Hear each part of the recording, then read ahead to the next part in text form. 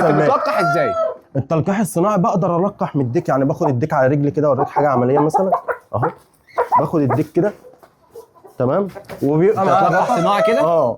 طبعا اوريك على اكتر من ديك، بس انا بديك نبذه كده بسيطه اهو. تمام كده، باخد السائل اهو شفتوا رش منوي اهو شفتوا رش ازاي، شوف شوف جاي الكلام ده اهو.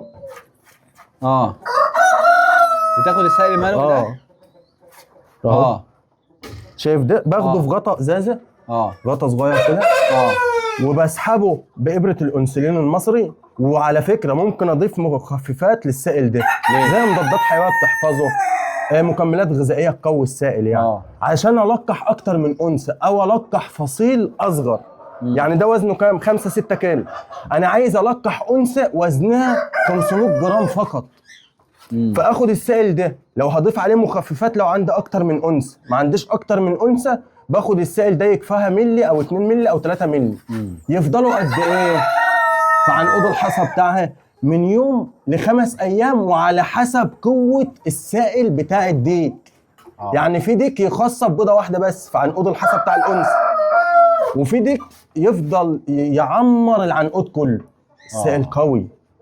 زي ما في ديك بيطلع مثلا ال10 بيضات كلهم اللي هم بتوع الدجاجه، اما بترقد عليهم بتطلعهم كلهم، او بحطهم في المفرخه يطلعوا كلهم. ديك بذرته قويه. وفي ديك تاني صحته على قده تمام عيان عايز زقه ده بقى بنزقه بنزق احنا معاه. بعمل ايه؟ ممكن ادي اوميجا 3، ممكن ادي هاي سيلينيوم. الحاجات دي مهمه جدا عند كل مربي. الحاجات دي تدرسها اصلا يعني. طبعا.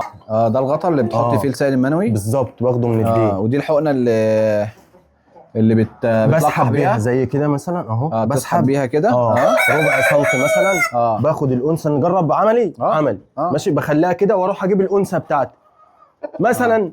الانثى دي هو كده يا جماعه هيلقح يعني دي انثى. هنزل بقى هنقعد تحت. بتوري برضو غاوي ازاي يلقح، صح؟ ازاي يلقح واحنا بناخد من الديك، شفنا ازاي بناخد من الديك. ممكن نكررها تاني. عملت له حركه بالظبط، اوريك تحت اوريك اهو.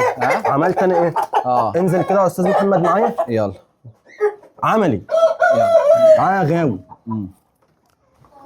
تعالى غاوي. شوف انا مشيت ايدي هنا اهو. شوف الديك بيعمل ازاي معايا اهو. ماشي اهو. مشيت ايدي هنا تحت هنا. هات لي بقى الغطا ده اهو. بسم الله اهو. بصوا اهو بينزل. ده السائل المنوي بتاعه. طبعا خلي بالك الديك ده مع ناس، يعني واقف مع ناس مش متأهل. دول يكفوا. دول دلوقتي اللي انا خدتهم دول يكفوا جدا اهم في الغطا. دول ممكن اضيف عليهم مضادات حيويه او مكملات غذائيه عشان ازودهم، بدل ما هم مثلا 3 مللي تمام، وده يكفي انثى. ده كويس جدا. ماشي، نرجع بقى الديك ونشوف هنعمل ازاي مع الانثى. برضك ناخد انثى قويه كده في المستوى. انا خايف عليها من الديك عشان الديك ايه؟ ممكن يتصاب بعدوى او يصيب الانثى بعدوى، او لو انا بلقح سلالتين مختلفين في الحجم. يعني ديك 6 كيلو 7 كيلو وانثى 500 جرام. هل ينفع يطلع على ظهرها؟ هيموتها.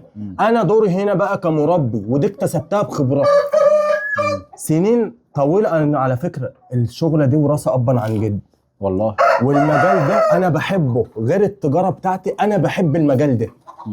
بطلع اكيف اي غاوي في مصر والوطن العربي بالشغل اللي قدامك ده، والتلقيح الصناعي، وطرق فأس البيض، واشتغل على المفرخه ازاي، وارقد الانثى ازاي عشان ما تجش من على البيض. حلو قوي حته بطلع اكيف اي غاوي في مصر والوطن العربي. كله. انت عندك ثقه مفرطه يعني. كله. لا، ثقه بفعل عملي. على عينك يا تاجر. تعالى غاوي اهو. هنعمل ايه بقى؟ السائل اهو تمام. بسم الله الرحمن الرحيم. سحبتهم اهو. دول يكفوا الانثى.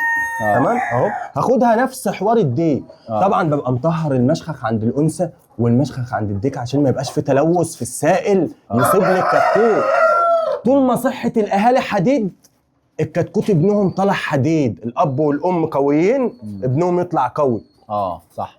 خصوصا في الدجاج والطيور. عايز اقول لك حاجه بقى قبل ما القح الانثى، ركز في الكلام ده كويس جدا يا غاوي. ركز يا غاوي. الانثى في الدجاج هي المتحكمه في الجنين. يعني ذكر إيه؟ او انثى. يعني مين إيه؟ المتحكم في الجنين يا استاذ محمد؟ يعني ايه ده سؤال اختبار، لو نجح ليه مكافأة. مين اللي متحكم في نوع الجنين ذكر او انثى بعد ربنا؟ الدقر. لا، في الدجاج عكس. بالنسبه الطيور للإنسان؟ عكس الثدييات. ركز بقى في الكلمتين الجايين دول. الطيور عكس الثدييات يا غاوي. ايوه ايوه ايوه. الحيوانات حلوة الدم في الذكر زي الخل والاناري. البشر والبشر الراجل هو اللي الراجل صح في البشر. طالعه محترمه هيجيب راجل. طالعه خربانه وكله باراده ربنا، ولكن انا بتكلم علم عن الدجاج بتاعي. بالنسبه للطيور اللي بتحكم الانثى بالظبط. الدم في الانثى. هنلقحها بقى الوقت ايه؟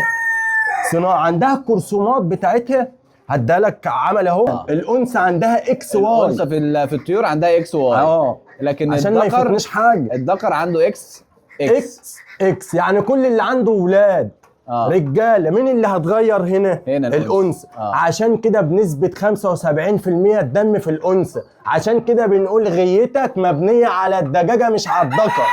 بس هنا في المملكه بنسمي الديك مش الدجاج. كنت لسه هقول لك بنسمي الديك مش الدجاج. هي مش واخده حقها.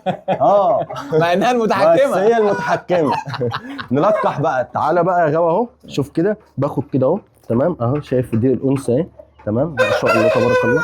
بعمل كده اهو. طبعا في حقنه انسولين ارفع من كده. تمام الانثى دي اهي. في ناس هوريك الوقت هتنزل تنفض نفسها اكن الديك كان على ظهرها. تقوم تنفض نفسها اكن كان الديك اللي بيكسرها. في ناس هعمل ايدي عليها كده يا استاذ محمد. تقوم تنفض نفسها اكن ديك عملها. انا عملت ايه دلوقتي؟ دي شغلي بقى. دي لعبتي يا غاوي. قوم افرجك حاجه تانية. طب شيل العده. ده عدتي.